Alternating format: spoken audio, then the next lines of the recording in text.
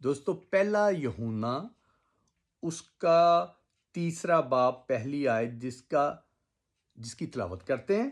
دیکھو باپ نے ہم سے کیسی محبت کی ہے کہ ہم خدا کے فرزند کہلائے، اور ہم ہیں بھی۔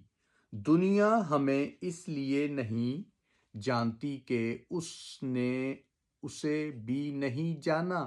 عزیزو، ہم اس وقت خدا کے فرزند ہیں، اور ابھی تک یہ ظاہر نہیں ہوا کہ ہم کیا کچھ ہوں گے۔